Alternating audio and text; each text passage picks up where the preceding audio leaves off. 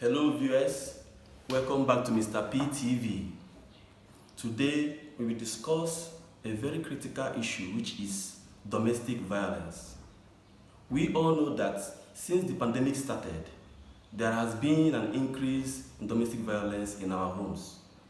Here with me is Miss Amaka Anthony, who will be discussing on this topic. She will tell us what this domestic violence means, the causes and the effects, and possible ways to curtail or reduce this in our homes. As I said earlier, I have Miss Amaka Anthony. Welcome to our show, Miss Amaka Anthony. Hey guys, my name is Amaka and I am a nurse and also a business coach. It's nice being here. Welcome. Thank you. As I said earlier, we're going to discuss on domestic violence. As we can see in social media that there is an increase in domestic violence, and most people don't know what it is. So in your own way, what is domestic violence? Okay, for me I would say it's not like most people don't know what it is, but you can probably see they don't term it as domestic violence. But in clear terms, domestic violence is an abuse on a person, and it could be both ways. It's not related, or it's not how do I put the word? It's not just on a particular gender. It's not more like a man abusing a woman. These days, even women abuse men. And domestic violence can be physically, it can be emotionally, and it can be verbally. So yeah, the emotional aspect of it is when you're with a person, maybe your spouse, and then you keep doing things that they're not comfortable with, and and it's like they're pointing it in your direction or calling your attention to it. And maybe a particular behavior, a lifestyle, something you do that pricks, their feelings, and they're not comfortable with it. And you keep doing it repeatedly, even when they call your attention to it. For me, I think that's emotional abuse. You know this thing hurts this person, but then you keep doing it, even when you know the effect it has on the person. And then for the verbal abuse, saying gross words, cussing out the person, at the slight provocation, something happens with your partner, and then there's an outburst, and you're like, you're stupid, you're dumb, you're not a smart person, you're foolish, things like that. And these things can hurt the feeling of your partner or your spouse, but then you keep doing it. That is verbal abuse. And then for the physical is when you actually, raise your hands, to hit the person. It could be, a woman doing it to a man, or a man doing it to the woman, but that's the physical aspect. And most times, the victims suffer bruises, and scars that last for a very long time. So in general, domestic violence is not a good thing. It's not something society should cultivate. It's an act that society has to really look into and make sure that we try to curb it before it escalates, because like it or not, 50% of people or victims of domestic violence actually, pass on or die in the long run, because something just happens unexpectedly and then you hear this person is gone. So that's it.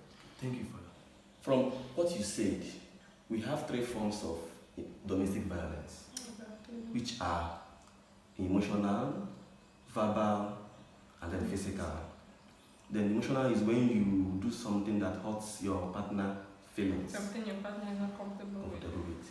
Then the verbal is when you voice out Words that hurt your partner. Words. And then the physical is when you lay your hand on your person. So now, what can you say to be the causes of this domestic violence? Well, there are several causes of domestic violence. There's a lot. It's actually a very broad issue, because most times it can be lack of communication, proper communication. Yes, let me use the word proper communication, because most times most couples don't communicate very well. So it's more like, I know my partner is doing something that I'm not too comfortable with, or I don't want, and instead of me raising concern, or trying to draw his attention to it, I become comfortable with it. I sit on it, and that can, it can give him a feeling that I'm okay with whatever it is Yeah, that yeah. he's doing to me, and that is not the case. So most times I feel communication between couples or partners is very paramount. So if my partner is doing something I'm not comfortable with, I should call his attention to it in a calm manner. I don't have to go about shouting, that does not solve the issue. And you see that most times, even if you are trying to approach your partner concerning an issue that you're not too comfortable with, and you go with a very harsh tone, it could result in the physical, aspect of violence, because he might just become tempered, Yeah. and then he wants to put his hands on you. So for me, I think you should create an environment that is very calm and peaceful, and then you sit him or her down one-on-one and talk about it. Okay, this thing you're doing, this is how I feel about it. It's not going on well with me. I'm not too comfortable with it. Maybe you can do it this way, maybe you can adjust. Maybe initially it may not really have an effect, or whatever you're saying, may not have an impact on it, may not feel the need to At want that to moment. adjust at that moment. It's typical, it's normal for a human being not to want to, heed to advice or instructions and during the first attempt. But then, as you go on and on about it, from time to time, as he does it, you try to probe his attention, call his attention to it. I'm not comfortable about this, you've done this thing again. In a calm manner, the environment should be very, calm and receptive, so that whatever you're saying can sink. Gradually, I think with time, that person should be able to, see the need to change or to adjust or refrain from such an attribute. But in a case where, most people, it's like you're trying to call the attention to, a certain issue or a certain behavior they are doing or lifestyle that you're not comfortable with, most of them don't want to listen. When it gets to that level where your partner is not listening to you, even when he's seeing the level of damage that is being done with his actions, then I think you have to walk away, because it's difficult changing a person. There's a saying that you can't change a person. People only change because they want to. You can only influence the change in a person. So maybe your little complaints and all that may want to probe him to change, but you cannot actually enforce change on the person, especially a full-grown adult. You have to, It's a gradual process. it's a gradual process. So it's more like your influence is rubbing off on him. So he says, okay, I think my partner is not happy. She's sad or he's sad. The way I'm behaving, my reactions, my actions, is not really, going down well with him or her. So let me see how I can adjust, just so that he or she can be happy. You have been able to influence the change on that person, and you see him or her adjusting, but then you can't really, or actually, force a person, force change on the person. So that is one aspect. Another aspect too is our reactions. Most times, though, an issue. There are cases where couples are headlocks.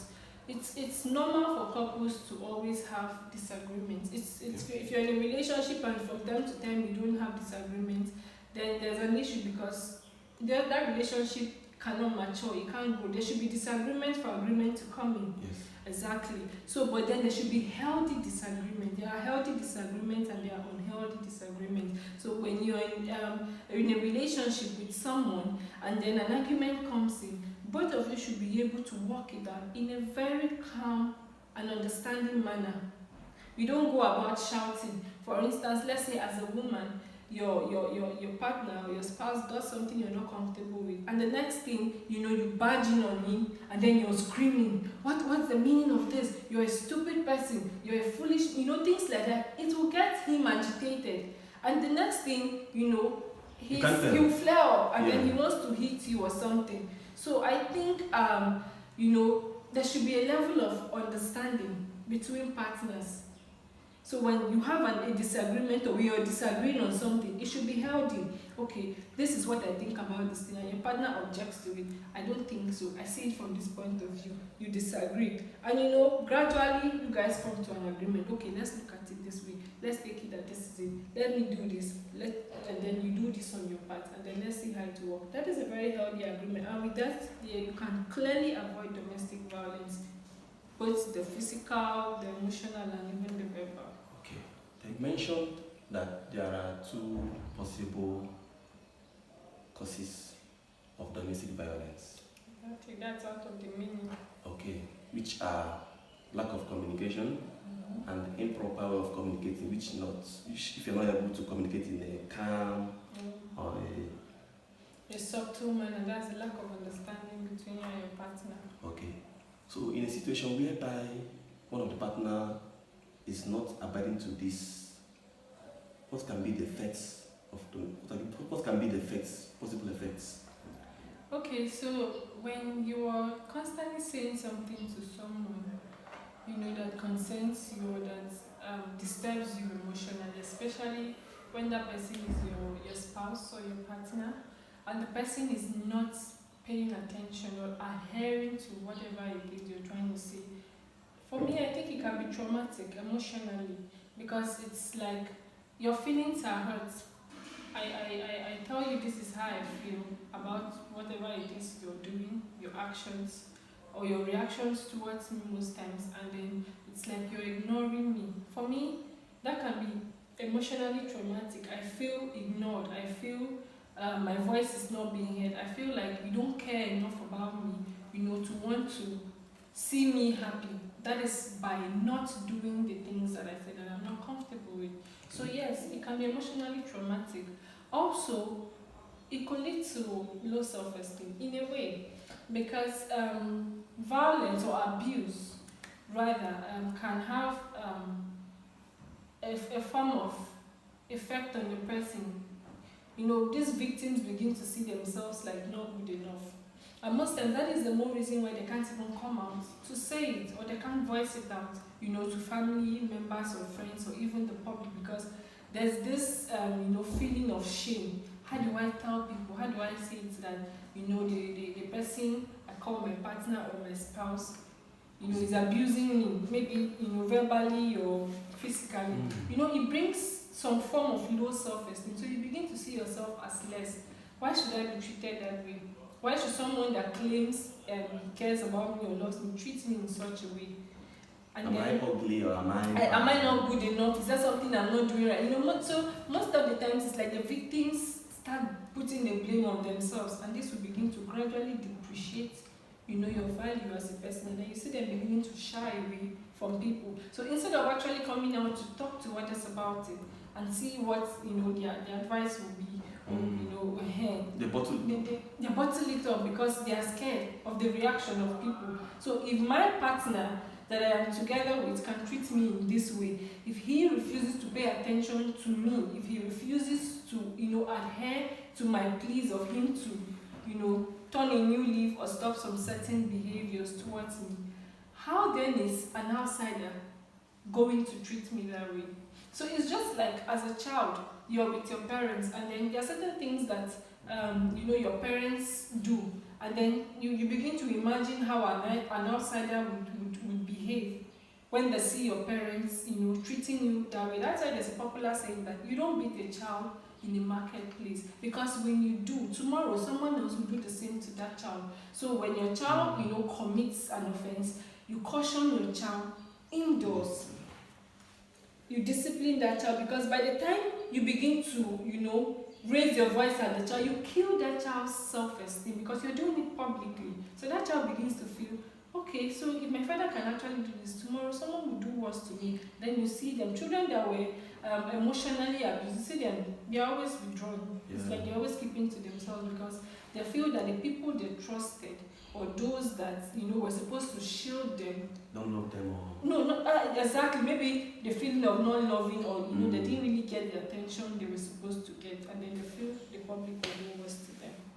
Okay, so another effect of domestic violence can be physical injuries, because when your partner lays his or her hands on you or uses something to hit, it can cause physical injuries that can actually leave scars, unforgettable scars. And then with time, if you keep condoning that habit, of keeping quiet or tolerating the idea of your partner hitting you or putting his or her hands on you, it could lead to death. Because there have been several cases of, victims, dying or passing on as a result of, domestic violence. mistakenly, your partner smashes your head on the wall. Maybe as a result of an argument you're having, and he mistakenly pushes you and you fall off the stairs. Maybe a 6-story building or a 12-story building, and then that's the end. Or maybe as a woman you take something out of anger, maybe a knife, and then you stab, or you get a pistol and then you smash his head, and that will lead to death. So it's a very terrible situation, and very. Mentioned there are 4 effects of domestic violence, which are the trauma, Emotional trauma, the low self-esteem, and death, which might be caused from the beatings or the physical injuries, which might lead to death. Yes. So I want to ask, are men also violated? Of course, men are also violated. As I earlier said, when we started, I stated that it's violence or domestic abuse. It's both genders. Okay. But in the past we used to limit it to just the women. When people hear of domestic violence, their minds will immediately tilt to the fact that a man has abused a woman. But that is not the case.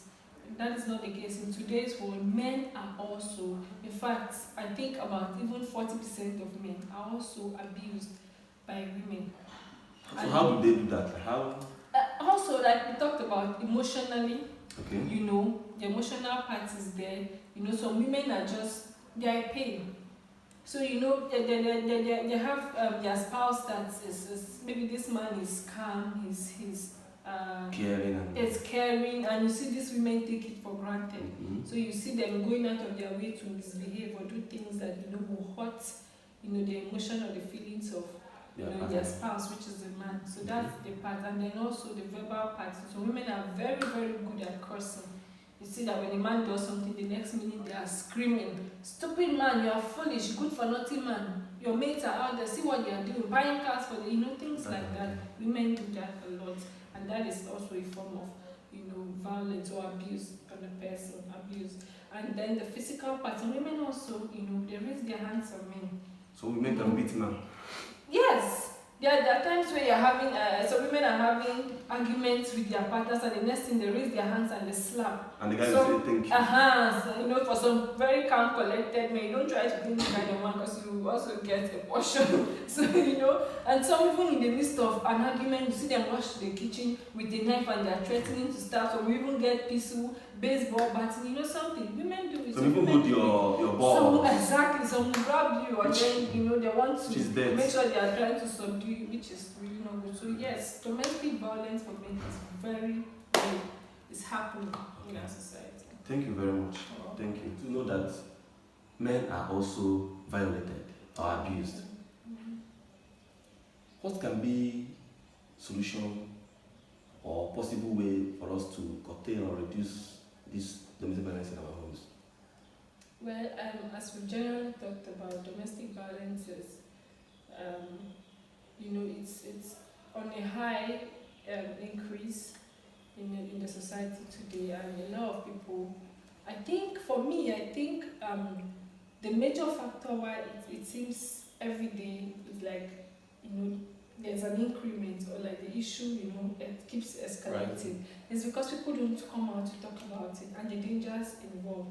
So people tend to paint this perfect picture to the outside world that everything is fine, all is well with my home, all is well with me and my partner, and meanwhile internally they are suffering. They are going through a lot. So it's like everybody is trying to shield themselves, and it's not helping, because I think if those involved came out more, to speak about this issue, it will encourage the others involved to also want to, talk about theirs, and then this issue could be properly addressed. But when everybody keeps shielding theirs, you see a lady with shades and a black eye. What happened? Oh, and the wall hit me, or I was going and I hit my eye in my face on the wall. That's a lie. So that's a lie. And that your partner has put his hands on you. It doesn't give the others out there the courage to want to come out and speak about it. And also, society is not helping matters, because there's a lot of, negative judgments, discrimination and all that. By the time you come out to say you're being violated or abused, and probably most times you want to walk out of the relationship or marriage, there is this how do I say it, judgment. People are judgmental. You have to stay. It's your marriage. You have to stay and work. For better for worse, you have to work things out. Rightly listened. We have stated what domestic violence is. We've talked about the causes. We've talked about the effects, and we've also seen, the more reason why it's on the increase, because people don't talk about it. So I think that if victims of domestic violence came out, openly, to express themselves and to say how they feel, and to also, let family members, friends, and even the society in on what exactly they are passing through, it will help to curb this issue of domestic violence, because appropriate, measures can be put or can be taken, and to ensure that they are safe and this issue, is curbed. And also, society has to give a lending hand. Society has to be supportive and less just judgmental about domestic violence victims. So thank you for watching. Don't forget to hit the like button and make sure you subscribe to this channel. Until I come your way again, bye.